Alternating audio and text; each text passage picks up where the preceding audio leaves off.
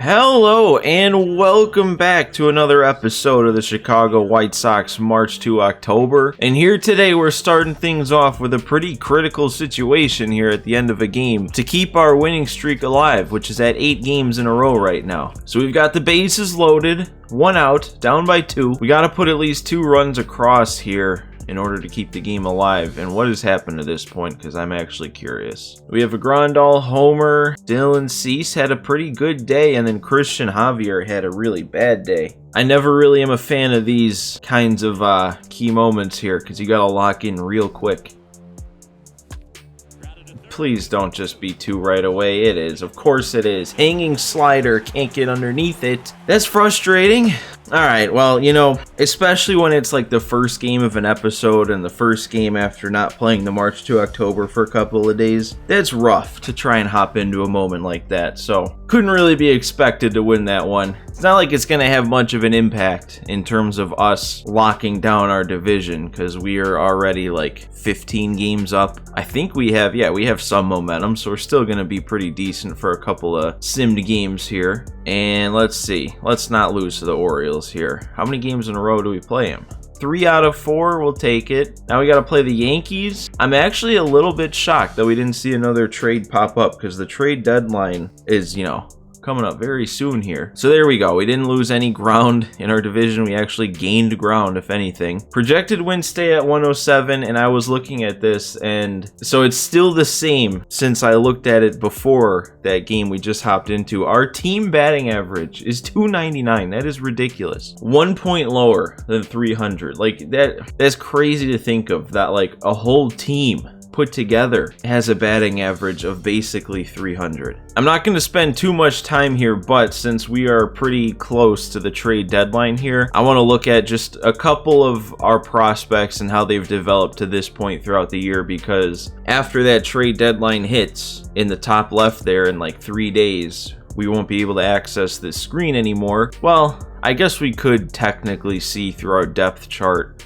some of our prospects, but we can't really get a good look at most of them. So just a quick look at a couple of key people. First of all, Luzardo, I'm really disappointed, man. He hasn't improved in overall at all this season. When he was in the majors, after he got sent down, he's actually been doing a little worse since he got sent down. I really wish he never did get sent down, because obviously he was pretty good for us. And then we got Matthew Thompson here, who, because he is improving and Luzardo's not, is starting to look like a better prospect now than Luzardo is. But now Matthew Thompson is a 71 overall. He's 22, so he's starting to look like he could have a future on this team. I don't really think there's any other pitchers. Bullpen wise, Jose Ruiz has actually improved a lot in the minors this year. So 72 overall. I don't really know for sure, depending on how things are gonna shape up in the offseason, but that might be good enough to find himself a spot. We got our 2 bigger prospects here, Montgomery and Wes Kath. Montgomery is starting to distance himself a little bit here. He's up to a 73. Wes Kath is still only to a 70. He's starting to look like he could be, I mean, we don't really have a spot for him anytime soon, but he's starting to look like he could be getting close to being ready to be a big leaguer. I did have kind of higher hopes for Wes Kath though, because his hitting was already better than Montgomery's, and he was a year younger, so I was hoping if they kept developing at the same rate, this guy would be the one that would be probably better overall, but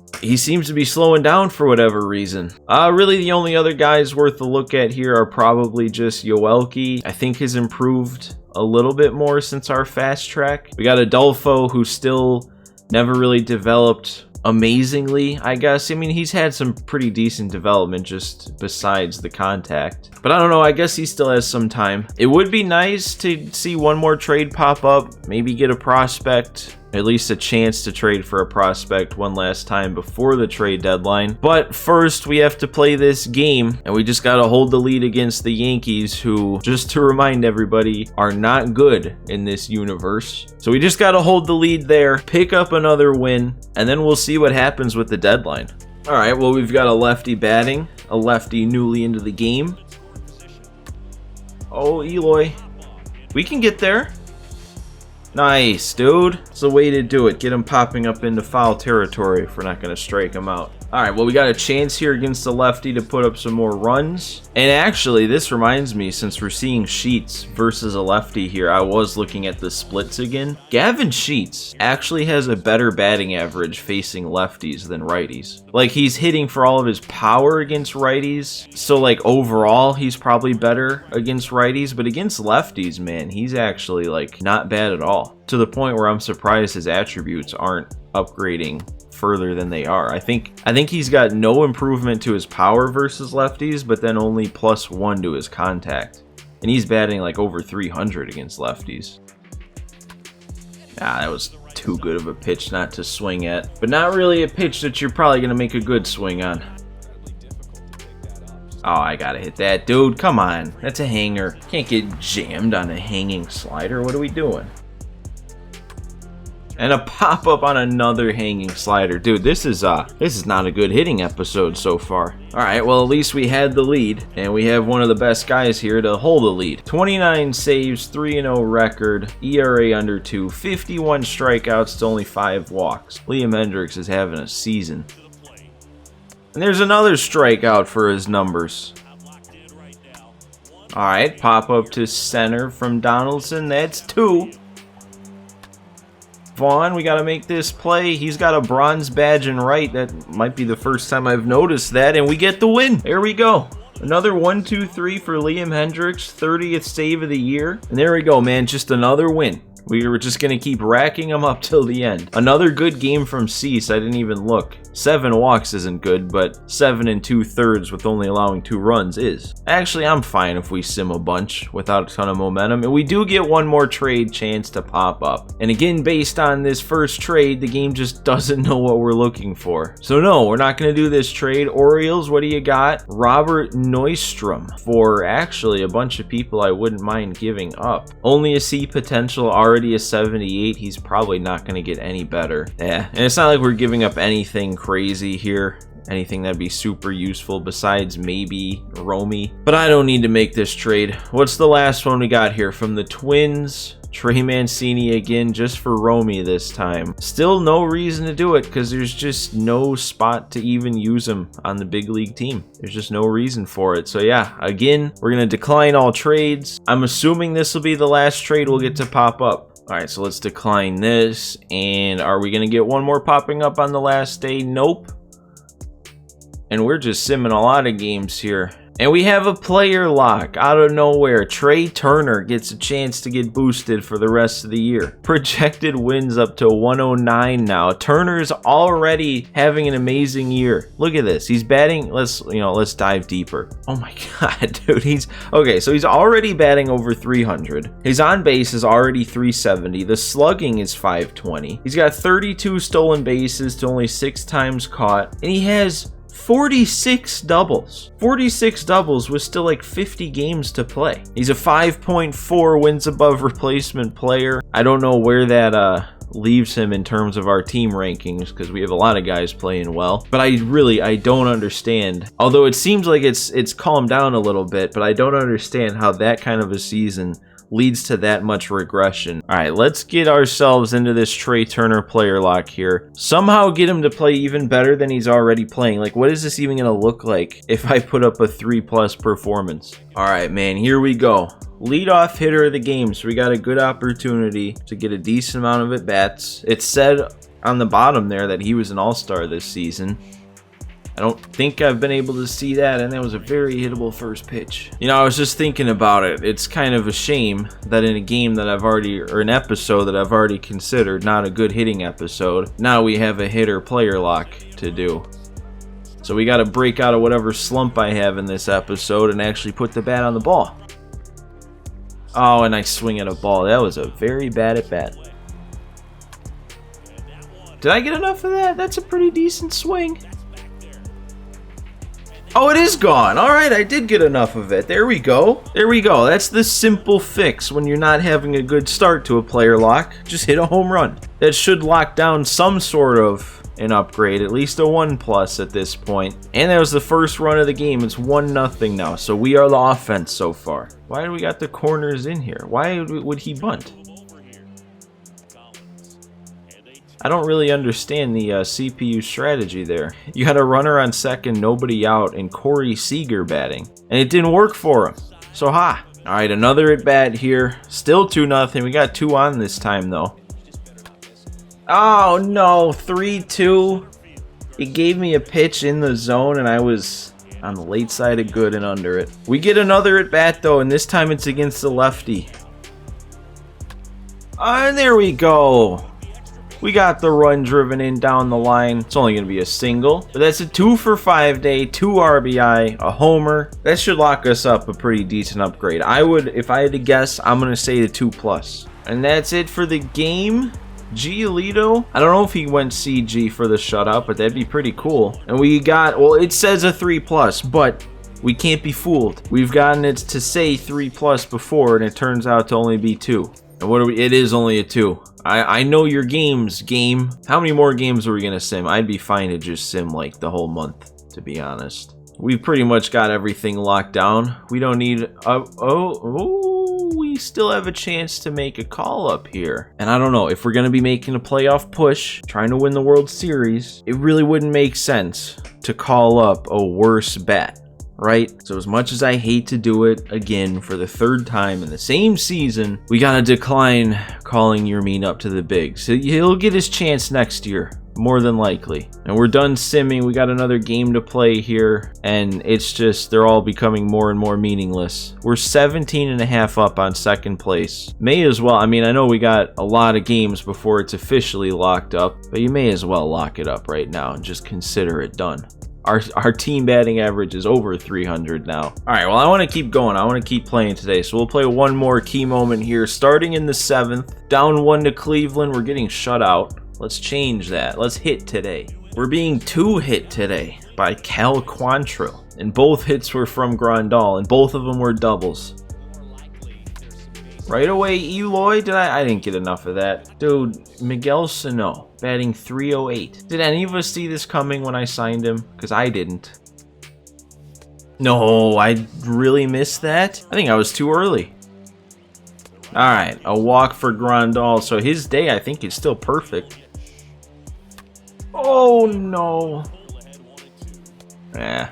Alright, well, the good part is we still have some innings left to do it. And Giolito's having another really good game. Does he have a chance to get back-to-back complete games? This one obviously can't be a shutout, but it still can be a complete game. And Eloy, that's like the identical play that he made earlier in this episode. I still haven't pitched with Severino, and I've barely pitched with starters.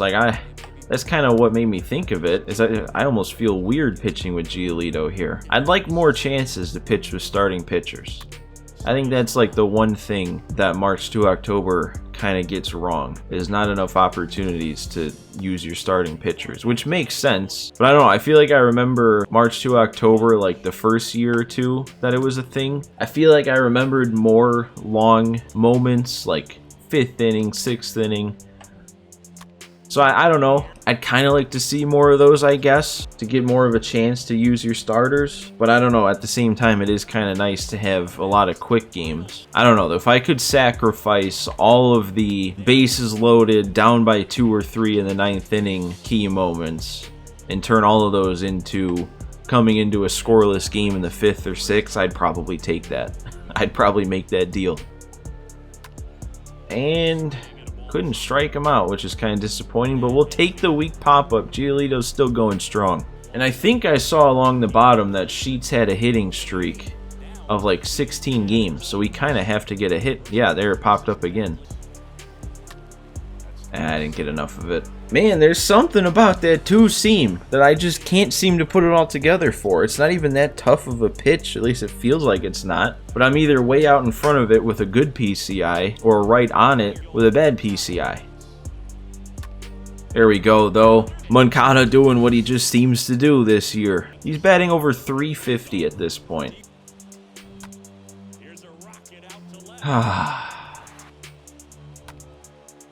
And I didn't get enough of that to be a good swing. Like I said, man, something about Quantrill there, I could not put it all together. There we go, another quick out from Giolito. Yeah, I could tell as soon as I released that I messed it up. That's not good.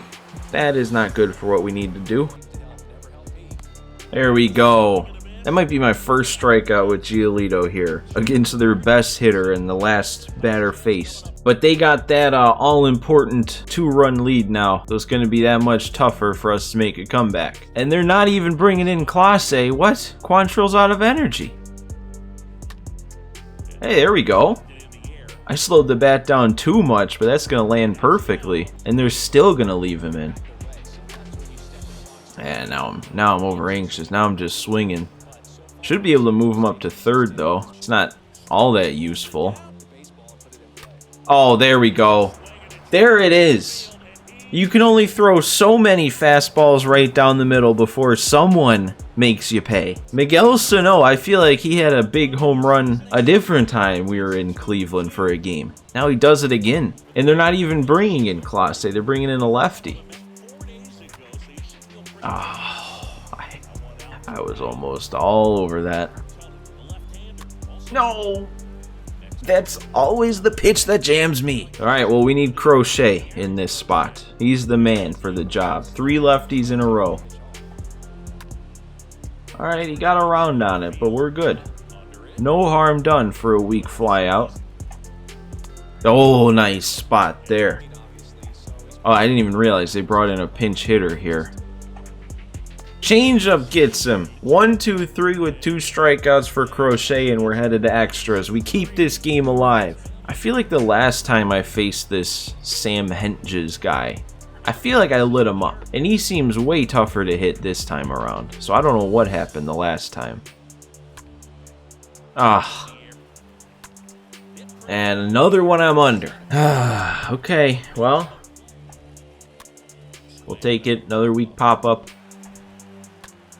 Alright, we're going to have to make a quick throw. Tim, nice play with the speed. Going to go to Graveman now that they've got some righties up in a row. Crochet did his job. 5 up, 5 down for him. There we go, strike 3. Let's score this time, maybe? The 11th? There's always something that's magical about the 11th inning in White Sox March to Octobers. Not this time. I just keep getting under it now. Get through. Thank you, game. And I'm under it. You gotta be kidding me, dude. The timing is right there on all of these fastballs. Again, they're just throwing it down the middle. And this time, the problem's the PCI. Sano, do you have another one in you today? Please? Okay. Awesome. I'm about done facing Sam Hentges. Okay, got away with the fastball pretty much right down the middle on 3-1 to JD. He won't swing at anything close. I thought Franmil chases. Oh! What are we doing? That could be 2. Gonna need a quick turn.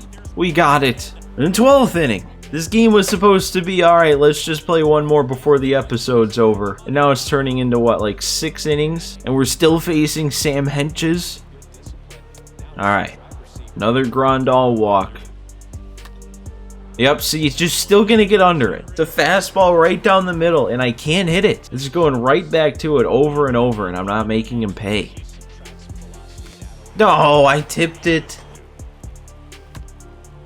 Oh, that's getting through. Another Moncada hit. See, now I'm just leaving Grandal in because we have 2 outs. I still don't trust myself enough. It's gonna suck, though, if I do get a base hit and then we don't score because we have no speed. Yep. Well, I don't think we're scoring on that anyway, with anybody. So that's fine, actually. One more base hit here and we can get another run across. That's not gonna carry, is it? No. How many times am I going to time up the fastball perfectly but miss it? All right, it's the spot for a lefty again, Taylor Rogers. That's not how you want to start. You don't want to give up the leadoff base runner, although it didn't seem to make a difference when I did it. All right, I'm going to risk a walk here. You know what? No, I'm not. We'll pitch to contact. And it's still ball 4. They're being way too patient. There we go. We'll sit down Yu Chang with a breaking ball in the zone. Look at this. You're really not going to swing at that? All right, we'll take that strikeout then, I guess. That's game. Yep.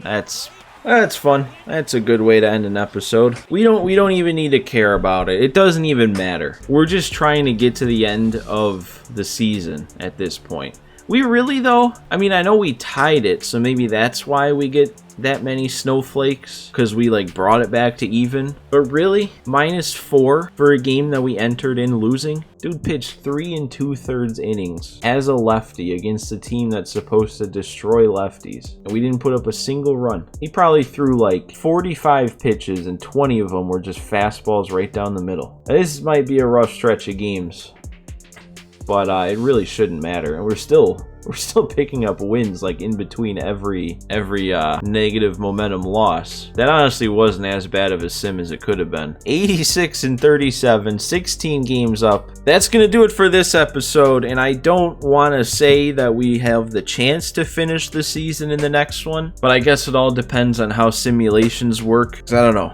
Sometimes at the end of a season, you'll just like simulate pretty much the whole last month. Other times it seems like it still makes you play plenty of pointless games. So it'll take probably either 1 or 2 more episodes to finish the season. But yeah, for now that's it for me in this one, guys. Make sure you leave a like if you enjoyed, as always. Subscribe to the channel if you're not already. And I will see you next time.